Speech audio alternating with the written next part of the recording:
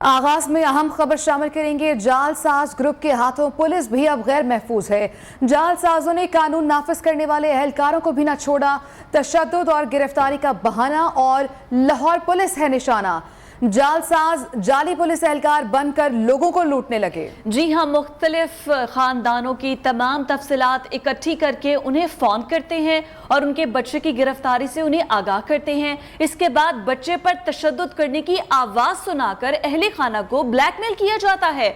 बच्चे पर तशद्दुद ना करने और इसे आजाद करने के लिए लाखों रुपए मोबाइल के मुख्तलिफ अकाउंट से मंगवाए जाते हैं। इसी पर बात करने के लिए हमारे साथ ब्यूरो चीफ और अयाज शुजा साहब हमारे साथ मौजूद हैं और मुतासरा शख्स अजहर खान भी हमारे साथ मौजूद है। लेकिन सबसे पहले अयाज साहब, मैं आपके पास आऊंगी। आपके पास कितनी तफसीलात हैं, कितने जो अभी तक पुलिस ऑफिसर्स हैं इस तरह से मुतासर हुए हैं? इसमें ना सिर्फ पुलिस अफसरान बल्कि आम लोग भी मुतासर हो रहे हैं। रोज़ाना कई केसेस हमें रिपोर्ट हो रहे हैं जिसमें जालसाज जो हैं वो पुलिस एहलकार बनकर उनके पास तमाम मालूमात होती है उस ख़ानदान की और उस बच्चे की या उस बच्ची की जिसको वो शो करते हैं कि इस वक्त उनकी तहवील में है, उनकी हिरासत में है, और उसके ऊपर एक फजूल सा मुकदमा नारकोटिक्स का या कोई ऐसी गैर अखलाकी हरकत का डालकर उनको बताया जाता है कि आपका बच्चा फ़लाँ जगह पे ये हरकत करता पाया गया, उसका ये नाम है, उससे बात करें। इसके साथ ही जो उसके माँ बाप हैं जिनसे भी बात हो रही होती है वो उनके होश हवास वैसे ही कायम नहीं रहते।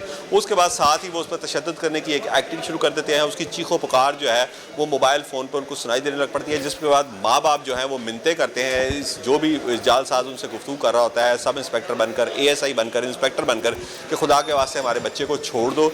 और इस मौके पर वो जायज़ कैश अकाउंट्स, मुख्तलिफ जायज़ कैश अकाउंट्स पर लाखों रुपए उनसे बटोर लेते हैं। जब बाद में इन नंबर्स का डाटा निकलवाया जाता है तो जनूबी पंजाब का डाटा निकलता है, राजनपुर, लिया, मुजफ्फरगढ़, इन अजला में, और अमूमन ये नंबर ख़वातीन के नाम पे होते हैं। इसके अलावा एक और जालसाजी भी इस ज़मन में हो रही है कि आपको फ़ोन आता है कि मैंने आपके अकाउंट में गलती से इतने पैसे ट्रांसफ़र कर दिए हैं, और इस सिलसिले में एक जाली SMS भी जनरेट किया जाता है, और वो जाली SMS बैंक के नंबर से मिलता जुलता होता है। वो आपको बताता है कि आपके अकाउंट में इतने पैसे अभी अभी ट्रांसफर हुए हैं। उसके बाद वो शख्स रोता हुआ बताता है कि उसका बच्चा या बच्ची इस वक्त ICU में है, गलती से डॉक्टर के बजाय आपको पैसे चले गए हैं, और वो जो शख्स जिसके अकाउंट में ये जाली मैसेज आया होता है उसके मोबाइल पे वो पैसे उसको वापस ट्रांसफ़र करता है। उसके बाद असल बैंक के जो नंबर है उनकी सर्विस का, वहाँ से मैसेज आता है कि इतने नंबर आपके अकाउंट से फ़लाँ अकाउंट में ट्रांसफ़र हो चुके हैं। जब इन अकाउंट की तफसील का पता चलाया जाता है तो जनूबी पंजाब के कुछ अजला, जैसे मैंने पहले बताया, उनका ये एड्रेस भी निकलता है और ख़वातीन के नाम पर लोकेशन के थ्रू भी तो उन्हें ट्रेस किया जा सकता है, चाहे वो नंबर किसी ख़वातीन के नाम पर रजिस्टर्ड है,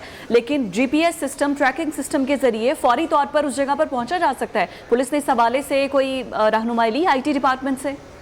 जी, बदकिस्मती से ये पुलिस के पास जब केस जाते हैं, पुलिस ये जो लोकेशन GPRS लोकेशन है ये बड़े हाई प्रोफाइल केसेस में ये अमूमन इस्तेमाल हो रहे होते हैं, और इन केसेस को अभी तक हमारी लाहौर पुलिस उस तरह नहीं ले रही क्योंकि ये माली फ्रॉड, माली स्कैम है। इनमें कहीं दहशतगर्दी का या कोई हाई प्रोफाइल केस का आंसर शामिल नहीं होता, जिसकी वजह से GPRS लोकेशन सिस्टम जो बड़े महदूद वसाइल हैं इनके पास, ये उन्हीं पर लगाए रखते हैं। ताहम कुछ केसेस ऐसे हैं जिसमें आला शख्सियात चूँकि मुतासर हुई थी, उनमें GPRS लोकेशन सिस्टम इस्तेमाल किया गया, लेकिन पुलिस ने अभी तक इस सिलसिले में की गई किसी गिरफ्तारी से भी मीडिया को आगाह नहीं किया। और इस हवाले से मैं आपको बता दूं, हमें रोज़ाना के 2, 4, 5 केसेस रोज़ाना रिपोर्ट हो रहे होते हैं। ठीक है अयाज, आप कह रहे हैं कि डेली के 4 से 5 केसेस रिपोर्ट हो रहे हैं, तो इसी पर बात करने के लिए स्टूडियोज़ में हमारे साथ मौजूद है मुतासरा शख्स अजहर खान साहब, जिनके साथ ये वाक़या पेश आया है जालसाजी का। अजहर खान साहब, आपसे जानना चाहूँगी एग्जैक्टली हुआ क्या, कॉल आई, तफसील से बताइएगा। जी अस्सलाम वालेकुम। जी मेरा नाम अजहर खान है। मैं सुबह सोया हुआ था तकरीबन, तो वीकेंड था, तो मुझे कोई 12:15 मुझे कॉल आई। तो उन्होंने पहले बिल्कुल आवाज़ ऐसे थी जैसे मेरा नेफ्यू था, उसकी आवाज़ उसको मुझे सुनाई। तो उसके बाद उनको बिल्कुल मेरे जितने भी मेरा बिज़नेस या जो चीज़ें हैं हर चीज़ का उन्हें इल्म था। उन्होंने कहा ये बच्चे ने हमें सब कुछ बताया, ये बच्चे ने कोई गलत हरकत हो गई है, तो अगर आप इसको चाहते हैं कि इस पर केस ना हो या ये ना हो, हम इस पर गवाह का केस डाल रहे हैं, तो आप जो है ना हमें पेमेंट दें। पहले उन्होंने मुझसे 2 लाख रुपया मांगा। मैंने उन्हें कहा यार भाई मेहरबानी करें, तो फिर मैंने उन्हें 1 लाख रुपया जो है ना उनसे डन किया। जब मैंने उन्हें 1 लाख करवा दिया तो उसके बाद उन्होंने फिर दोबारा बच्चे से मेरी बात करवाई। बिल्कुल ऐसे आवाज़ आ रही थी जैसे मेरे बच्चे की आवाज़ है, मेरे नेफ्यू की। तो बहुत ज़्यादा इस चीज़ को यूज़ अजहर किया साहब, गया। आपने वो जो 1 लाख रुपया दिया वो किस तरह से वो दिया? जैज़ कैश के जरिए मैंने करवाया। उसके बाद फिर उन्होंने बच्चे को जैसे मारते हैं ना, फिर उसे मेरी बात करवाई। बच्चा बहुत ज़्यादा रो रहा था। उन्होंने कहा भी ये तो हमने वैसे टोकन तुमसे लिया है, असल रकम जो है ना वो हम तुमसे 20 लाख मांगते हैं। फिर उन्होंने करते करते उन्होंने कहा ठीक है 5 लाख। मैंने कहा यार मेरे पास इतने नहीं है, मैंने 4 लाख रुपए और करवा दिए, क्योंकि मैंने कहा यार बच्चे का मामला है, उसका फ्यूचर है, पता नहीं क्या करें क्या ना करें। बहरहाल मैं डर गया, जिसकी वजह से मैंने 4 लाख रुपया और उनके अकाउंट में जायज़ कैश करवा दिया। आपने पुलिस को इन्फॉर्म नहीं किया? नहीं, बस मैं, क्योंकि वो तो पुलिस बिल्कुल वहाँ पे वायरलेस की आवाज़ें आ रही थी। बच्चा मुझे बता रहा था पुलिस की 2 गाड़ियाँ हैं और हमें लेके घूम रहे हैं, कभी किसी घर में चले जाते हैं। अच्छा, जिन लोगों ने उन्हें बच्चे को पकड़ा उनके पास पुलिस की गाड़ियाँ भी हैं? जी, वो यही शो हो रहा था, पीछे से गाड़ी के वायरलेस चल रहे थे, गाड़ी के क्या कहते हैं जो सायरन होता है वो भी उन्होंने मुझे सुनाया। मुझे नहीं पता कि क्या सिस्टम था, लेकिन मैंने जो सुना, मैं मकसद के समझदार अपना बिजनेस करता हूँ, लेकिन बिल्कुल मफलूज हो गया, क्योंकि बच्चे का मामला था, मुझसे रहा नहीं गया। बहरहाल उन्होंने फिर मुझे ब्लैकमेल किया हुआ, उन्होंने बच्चे से मेरी बात करवाई, उन्होंने कहा इसकी टांग काटने लगे, आप 10 लाख रुपया और जमा करवाएं। बहरहाल डील करके फिर मैंने उन्हें अभी 4 लाख रुपया जमा करवाया और टोटल 9 लाख रुपया मैंने उन्हें जमा करवा दिया। लेकिन बच्चा इस वक्त कहाँ है? बस उसके बाद मैं आपको स्टोरी सुनाता हूँ ना, हुआ क्या कि उसके बाद उन्होंने फिर यही रिफ्यूज़ कर दिया कि जी मैं जो है ना बच्चा अब नहीं छोड़ेंगे, आप पूरा 14 लाख पूरा करके दें, आप 5 लाख जो है ना और हमें जमा करवाएं। इतनी देर में मैं अपने किसी दोस्त के पास गया, मैंने कहा यार कुछ पैसे दे दो, तो अपने नहीं या कुछ मैंने बैंक से निकलवाने थे। उसने मुझे कहा यार बच्चे को तो कॉल करें। मैंने घर कॉल की तो बच्चा घर पे था। वो वहाँ से मुझे पता चला कि मेरे साथ तो फ्रॉड हो गया। तो लेकिन बात यह है कि अभी तक वो मैं इन टच हूँ, वो पैसों के लिए मुझसे रब्ता कर रहे हैं। मैं अभी कॉल मिलवा के आपकी उनसे बात करवाता हूँ आपके सामने। बच्चा घर पर था, बच्चा घर पर बिल्कुल सेफ। ये अभी कॉल उनकी मिस कॉल मुझे आई है, मैं कॉल मिलाता हूँ, आप उनसे बात कर लें जरा, ऑनलाइन बात। बिल्कुल मिलाइए। ये आ गई कॉल, आ गई उनकी, स्पीकर पे कर दें। हेलो जी अस्सलाम वालेकुम।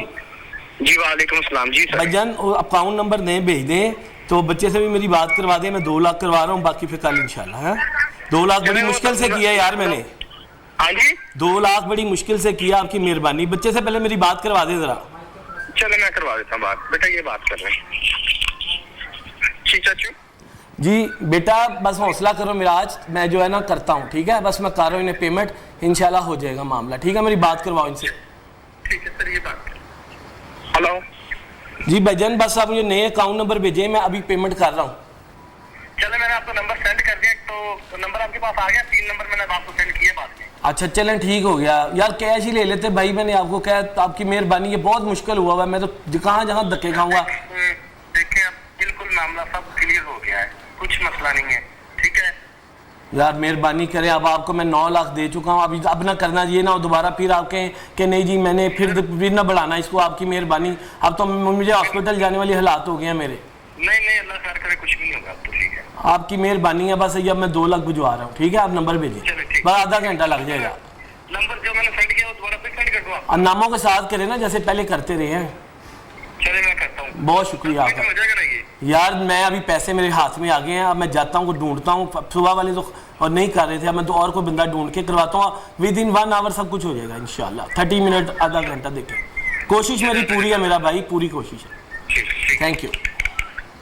खासे पढ़े लिखे जालसाज लग रहे हैं, जिस तरह से गुफ्तगू बात कर रहे हैं। ये लाइव मैंने आपको बात करा दी है, मैंने इन्हें एंगेज किया हुआ है। अब मेरी हकाम बाला से ये दरख्वास्त है कि ये फ्रॉड हो रहा है, आपकी मेहरबानी है, मेरे पैसे मुझे दिलवाए जाएं। डिटेल्स अगर आप हमसे और शेयर करें कि ये फोन, पहली बार फोन आपको कब आया? ये तकरीबन 12:15 बजे दिन मुझे फोन आया जी। और ये सारी डिटेल निकल आई। अभी आपने कॉल किया है, ये नंबर हमारे नाजरीन को भी जरा आप सुना दें, अगर क्या नंबर ये नंबर है 032419411732। और सिर्फ इसी एक नंबर से बच्चा मेरा हमारा घर पे है। मुझसे मिस्टेक ये हुई कि मैंने कहा यार, उन्होंने जो मामला ऐसा बताया था, मैं बाकी लोगों के लिए है कि जरा एहतियात करें।